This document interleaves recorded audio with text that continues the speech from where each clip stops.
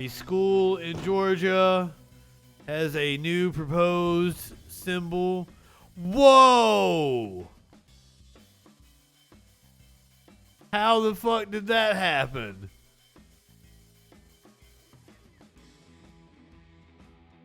Is there a Nazi story? Yes, there is a Nazi story next.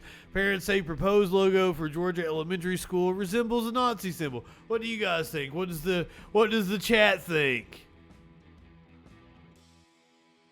That's pretty Nazi.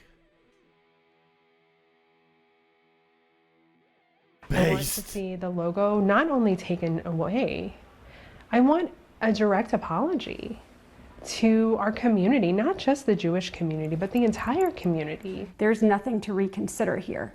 This just needs to be replaced. A number of parents say they want to know why Cobb County school officials didn't see a problem with this school logo that was proposed for Eastside Elementary School. The letters underneath the eagle is very similar. Stacy Afrod, who is Jewish, and Rabbi Amanda Flax both have children who attend Eastside Elementary. When the district sent parents the proposed logo Monday morning, many felt like it looked similar to this Nazi war eagle. It was used by the Nazi Party during World War II and is used now by other neo-fascist and Nazi sympathizer groups. The Cobb County School District seals this statement that reads in part, the rollout of this logo has been halted and we are immediately reviewing needed changes. We understand and strongly agree that similarities to Nazi symbolism are unacceptable.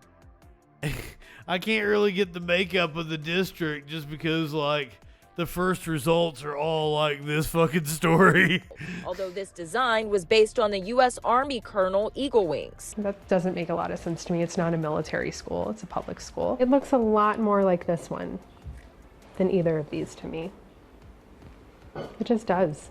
The American Jewish Committee Atlanta region released this statement that says, quote, it is troubling that nobody in the Cobb County schools recognized why this logo would be problematic, especially for a school located across the street from a synagogue.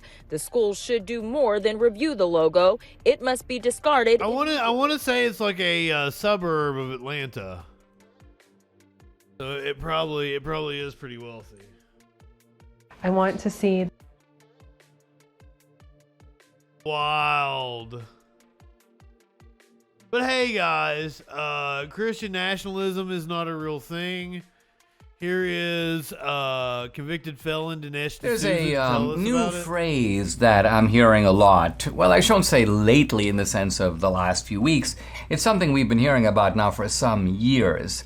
But it looks to be kind of gathering steam. It's gathering steam for two reasons. It's being debated within Christian circles, but it's also a kind of tag or bugaboo that's being erected. It's because you're a Christian nationalist, you asshole. Is Christian nationalism. Christian nationalism.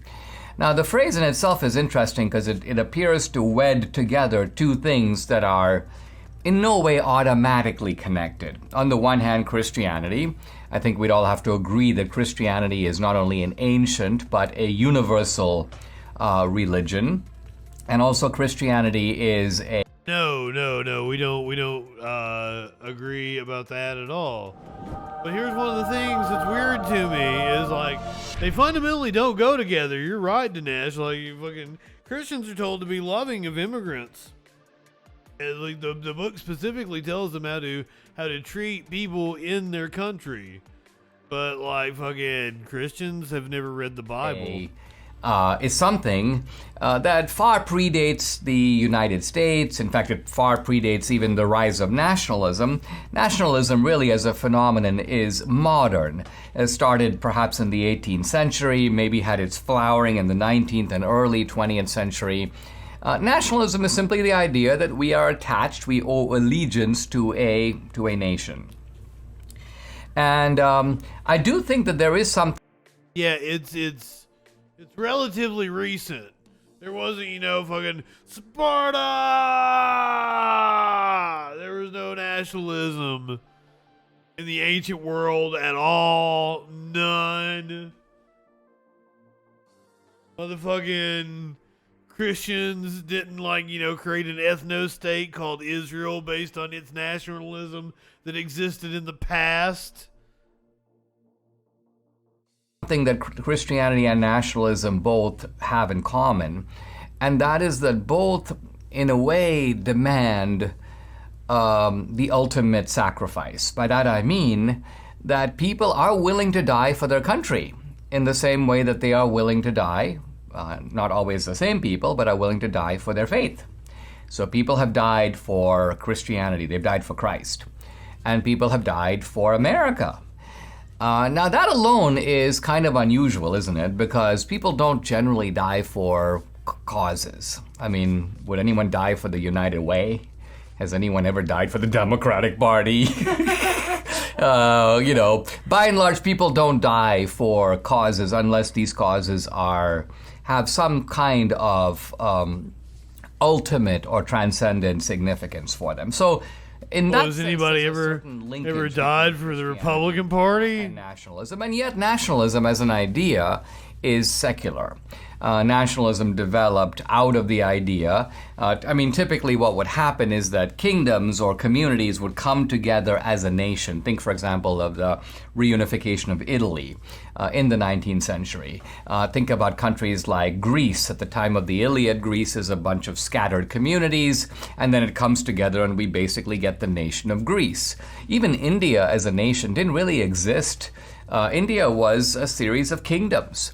And in fact, the northern kingdoms, very different than the southern kingdoms. The northern kingdoms were Muslim. They were ruled by Muslim invaders who had come in from Afghanistan, had come in from Persia, had come in from the Middle East. And then southern India was ruled by Hindu kings.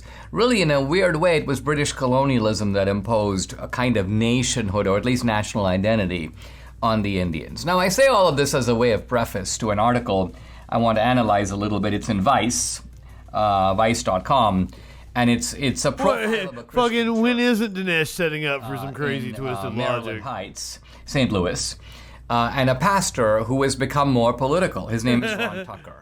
So the article is called "Christian Nationalism Drove These People Out of Their Churches." Veldrain. The simple Did truth I of say it that is, correctly? when you read the article, you realize not many I'm people really high. out of these churches, but evidently Vice has found all the 7 people who left this church because evidently it's becoming too conservative. It's becoming too political. And the pastor, who was apparently not all that political before, has decided to become more active in politics. We'll so see we're going who to cancels who. Dinesh is really loud, isn't he? Like, I've got him turned down. I got him turned down way lower than I usually play video, and he's still fucking loud. We're going to read the article, or at least parts of the article together, and I'm going to comment on certain things along the way. So Pastor Ron Tucker took the stage one weekend in early July, and it talks about the fact that he, quote, railed about Antifa, Black Lives Matter, critical race theory, feminism, gun laws, and abortion. Yes, stupid bullshit. Honey, we need to find out who this guy is and maybe start checking him out online because he sounds awesome. And he sounds like a guy who's actually applying Christian principles and moral principles to current issues. Nothing of that is Christian Listen to that principles. sermon and you're like, are you living in America? Are you dealing with the same issues? I'm in a communist Christian group, Do you Flash, think but about what the I'm Bible mainly has there to say argue about with them? them. And the answer is a kind of definite silence. Like, no, I guess agitate. I never think about them. I'm still telling you about, really why Cain and Abel got into a fight. I'm still telling you about what happened on the streets of, of Jerusalem in the first century A.D. And we want to hear those things, but we also want their application. What does that have to do with the life and the world and the issues we're facing today? Hey, that's a nice polo. It's got the little horsey on it. So this guy, Tucker, How you know it's nice. The pastor, his name is Ron Tucker. He is hardcore. He attacks woke ideology. This woke ideology is separating people into groups and taking our nation apart. It's being taught in our schools under the heading of critical race theory. The way you get promoted in a woke business is based on your degree of victimhood. And then my favorite line, would you trust someone to fly your plane just because they're part of a minority? All you fuckers do is play victim. All you do is play victim. Up yours, woke moralists. We'll see who cancels who. This is hilarious, though.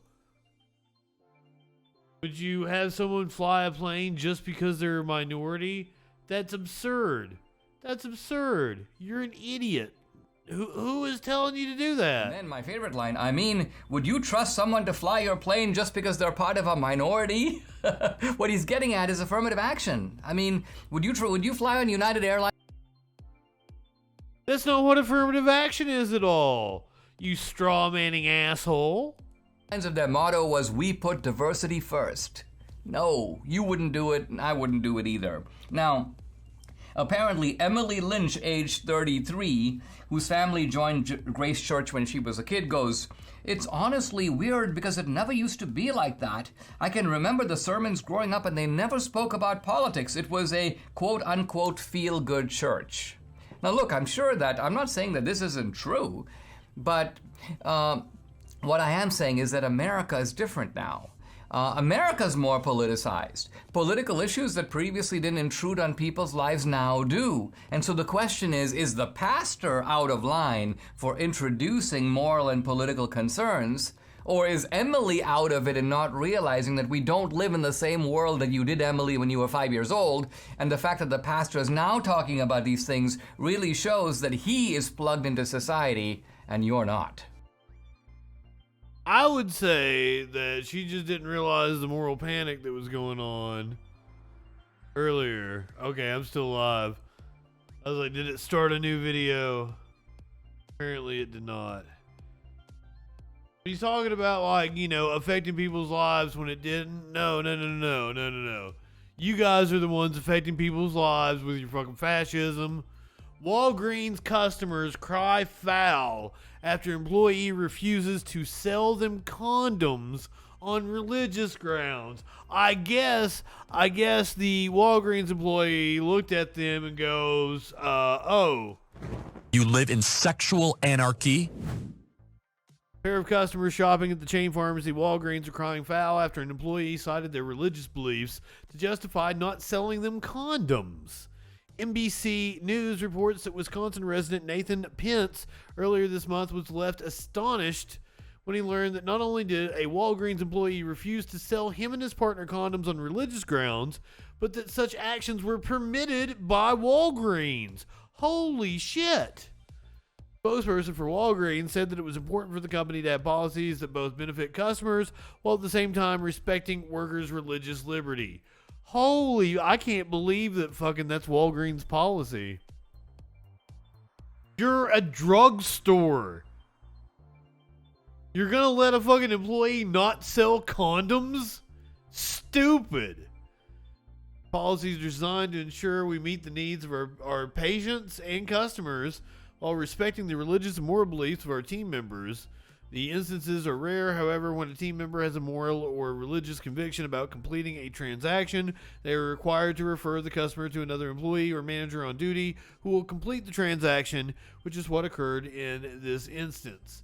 Even though Pence was able to eventually buy the condoms, he said that the clerk's behavior served to embarrass. Yes!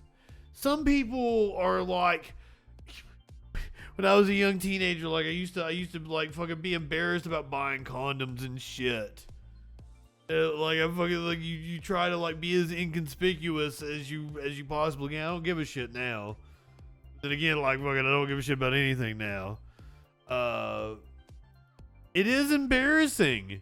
It is embarrassing. And you make a big fucking deal about it. Good on this person for calling out Walgreens, and we do need to abolish corporate personhood. Agreed. But what we don't need to abolish is kitty videos. Because, you know, some of you might be new here. We do a lot of hard-hitting news. We try to do it in a funny way. But we always end with a animal video of some sort. It could be any animal. It could be scaly. It could be cuddly. It could be big. It could be small. It could be small. This one's small. It's a video of a kitty running. Itty bitty kitty.